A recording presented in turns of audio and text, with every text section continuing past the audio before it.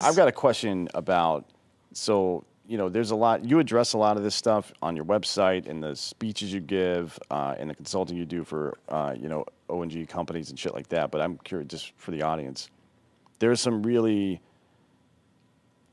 widely held misconceptions because of the marketing and messaging that, people have done over the last, 30 or 40 years on this. But there's some really widely held beliefs that are completely not true. Can you, what are some of those that you think are the most egregious? Because we could go down a fucking list. There's actually a website that has the dumbest.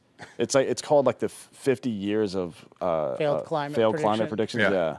Yeah, those are sort of all one idea, right? That we're going to have an imminent climate catastrophe. Yeah. So I'll give the high level, but one reason why, I don't know what this book is, 420 pages or something. One reason it's that long is I believe there are literally hundreds of myths that need to be refuted. Sort of at the high level, I think there are 3 basic myths. So one is that energy is not very important. I think that's really important one. That's a subtle myth, but if you notice, for example, I talk about 3 billion people using less electricity than one of our refrigerators.